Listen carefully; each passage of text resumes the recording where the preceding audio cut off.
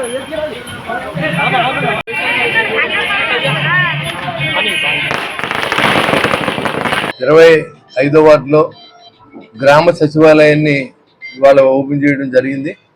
ఇదివరకు ఇది ఒక పాడుపడిపోయిన బిల్డింగ్ లాగా ఉండేది. ఇక్కడ ఉన్నటువంటి పెద్దల సహకారంతో అదేవిధంగా మన మున్సిపల్ కమిషనర్ గారు నేతృత్వంలో 10 లక్షలు ఖర్చు పెట్టి మళ్ళీ ఒక సచివాలయాన్ని ఏర్పాటు చేయడం గొప్ప విషయం. ఎందుకంటే ప్రతి చోట అద్దె తీసుకుని మనం వేలాది రూపాయలు అద్దె కట్టడం కంటే మన మున్సిపాలిటీ సొంత భవనం ఇది. ఇదివరకు గ్రంథాలయంగా ఉండేది. పేపర్లు వేయించి ఇక్కడ చదువుకునేవారు పెద్దలందరూ. ఇవాళ దాన్ని ఒక సచివాలయంగా రూపుదిద్దుకోవడం, దానికి మున్సిపల్ అధికారులంతా కూడా కష్టపడి ఇక్కడ లోకల్ పెద్దలందరూ కూడా ఇది ఇంట్లో పెళ్లిలాగా చేసినందుకు తమ్ముడు బాలాజీకి, మరి సురేష్,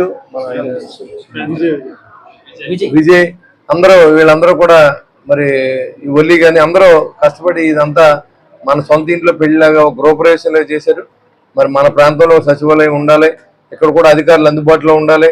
చిన్న విషయానికి పెద్ద విషయానికి మున్సిపల్ ఆఫీస్కు ఎంఆర్ ఆఫీస్కి వెళ్లకుండా మరి ఇక్కడే మన సమస్యల్ని మరి ఏదో రకంగా ఆ సమస్య వస్తే దాన్ని పరిష్కరించే విధంగా ఇక్కడ అధికారులను కూడా నియమించడం ఇది శుభసూచకంగా భావిస్తూ మరి ఈ కార్యక్రమం బాగా చేపట్టారు. ఈ కార్యక్రమాన్ని విచ్చేసిన మా అన్నయ్య తాతాజీ గారికి, పైబెన్ రఘు గారికి, ఇంకా ఈ వార్డులో ఉన్నటువంటి జన సైనికులకు, తెలుగుదేశం పార్టీ నాయకులకు, బీజేపీ నాయకులకి అందరూ కూడా పేరు పేరున ధన్యవాదాలు తెలియజేస్తూ దీన్ని అభివృద్ధి చేసి బాధ్యతని గవర్నమెంట్తో పాటు ఉన్న ప్రజలు కూడా సహకరించండి.